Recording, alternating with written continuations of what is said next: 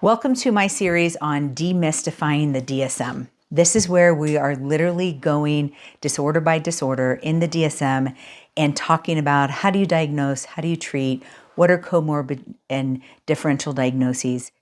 I'm Cristi Bundukamara, psychiatric nurse practitioner with over 20 years of clinical experience. But my real experience comes from hardships in my life and having to do that self-work and caring for others. We are currently in the somatic disorder chapter of the DSM, and today I'm talking about the disorder psychological factors affecting medical conditions. So this is kind of different than the other somatic disorders in that the first criteria is that there is actually a medical symptom or diagnosis, condition, disease process that is evident by lab tests and those kind of diagnoses. But what makes this a somatic disorder is that there are psychological or behavioral things that are adversely impacting that medical diagnosis.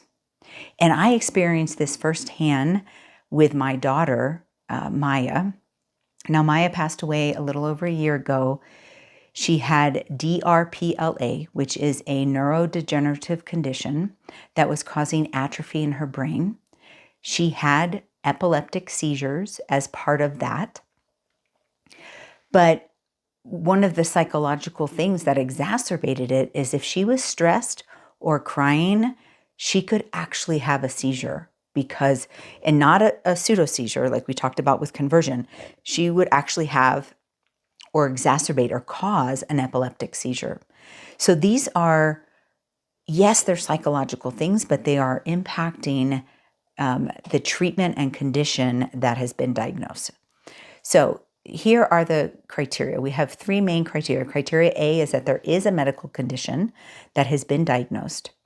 B is that there are psychological or behavioral adverse impact of that medical condition.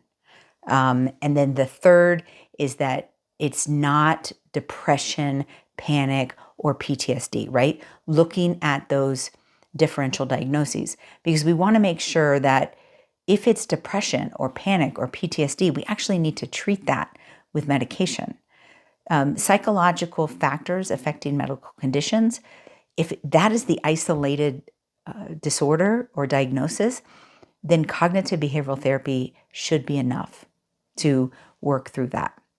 Okay, so making sure that criteria C, that it's not actually depression or anxiety, okay, that they don't meet that criteria. But if we go back and look at criteria B, they need to have at least one of these symptoms, that there is a close association with the psychological or behavioral symptom and the exacerbation of the medical condition. So I gave you the example of my daughter who, when she was stressed, when she was worried, there was a clear increase in seizure activity. Or two could be it interferes with treatment, okay? And so, for example, I had a patient who was refusing dialysis, and this ended up not being psychological factors affecting medical conditions because she really was using it for suicide, right? But this is why we have to get in there and do a good evaluation, because she was not claiming to be depressed. She was not claiming to be anxious. And it wasn't until we had seen her on several occasions, her dialysis or nephrologist kept referring her back to us because he really felt like this must be depression, right? So the referral was kind of psychological factors affecting medical, but we needed to evaluate that. She was actually suicidal, and she was making a decision not to do dialysis in order to kill herself. So there's some sort of interfering with treatment, even if you don't know what it is, even if someone's telling you I'm not depressed, let's keep digging. Okay, it's not always that, such a big thing, but what if your depression is stopping you from going to the doctor to follow up on something, right? That is a psychological factor that's impacting your condition. So there has to be some sort of interference. It could be a behavior that you're doing that causes an increased risk, right? Maybe you've been diagnosed with cancer and you're still smoking cigarettes. Maybe you've been diagnosed with diabetes and you refuse to change your diet. Okay? These are behaviors, psychological behaviors that are impacting your medical condition. And the fourth is they could even be changing the underlying pathology of what's going on. Like if you look at diabetes and, the likelihood of, a fast progression of the diabetes versus a slow really has a lot to do with diet and exercise and how you're controlling those insulin resistance, right? If you are refusing to do those things to care for yourself, that is a psychological factor impacting that medical condition. And I'm sure it is very frustrating for primary care docs, for doctors who know that there's a reason, but it's hard to get referrals just based on this psychological factor, right? People don't want to come see psychiatry. So I really kind of challenge people. You can learn the Mentally Strong method in a virtual class, in an online class. There's other cognitive restructuring type programs, self-improvement. Like, why are you making those choices? Why are there psychological reasons why you're not getting better? And so that is kind of the psychological factors affecting medical conditions. We don't see this as an isolated disorder, right? But it's in the DSM. There's a couple of disorders that are in the DSM solely to show that there are times in our life that we may need intervention, we may need change, but don't necessarily meet criteria for depression or anxiety or some of the more common mental health conditions.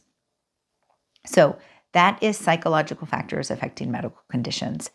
But what I hope you've learned from that is that anytime that we are making choices not in line with what we want, okay, and we talk about this in the Mentally Strong method, this is what we teach, this cognitive behavioral, this would be the treatment of choice for this, psychological factors affecting medical conditions, in that you have a personal vision, you know where you want to go, or you should.